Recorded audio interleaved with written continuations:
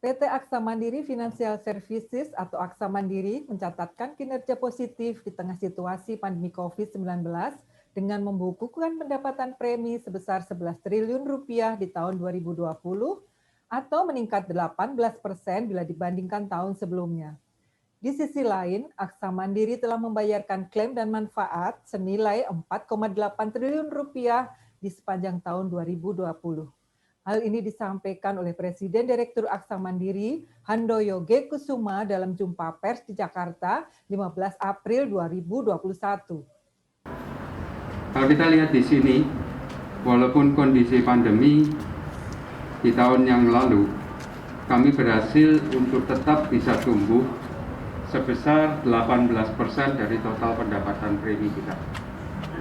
Ini yang patut kita banggakan bersama, ya, karena kita bisa tangguh dalam terus beradaptasi dengan situasi bisnis yang mungkin sudah berubah, ya, cara untuk melakukan misalnya penjualan, cara proses di dalam mendekati nasabah, itu semuanya sudah tentunya berubah. Apalagi kita bekerja dalam konteks bank assurance, ya, dengan Bank Mandiri, di mana tentunya kalau kita lihat berapa nasabah ataupun customers yang walking into the branches itu tentunya juga sudah mulai berkurang karena banyak transaksi perbankan mereka lakukan sudah melalui internet banking ataupun mobile banking. Nah, maka kita dengan melakukan digital transformasi dalam tepat waktu itu adalah menjadi salah satu alasan kenapa kita bisa tetap bertumbuh di masa pandemi. Kalau kita lihat total pendapatan kami juga tumbuh, ya, sebesar 13% menjadi 12 triliun. Total aset kita juga tumbuh sekitar 15% menjadi sekitar 37 triliun.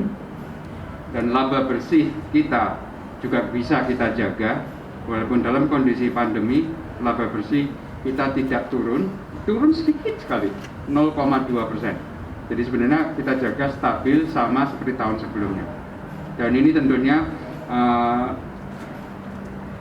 karena kita juga menjaga portfolio bisnis kita yang sehat, dan selain daripada itu kita juga menjaga tentunya pengeluaran kita di waktu pandemi, dan kita juga menjaga produktivitas kita di masa pandemi. Ini adalah bagaimana kita bisa mendapatkan laba yang tetap kuat, ya, dibanding tahun sebelumnya kita tetap stabil di situ.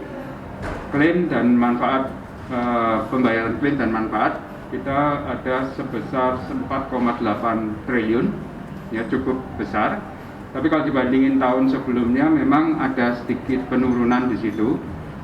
Saya kira ini penurunan bukan karena kita tidak, intinya adalah seperti ini. Penurunan ini lebih banyak karena memang pada waktu pandemi kemarin itu banyak nasabah polis asuransi kesehatan justru mereka tidak banyak menggunakan karena mereka takut ke rumah sakit.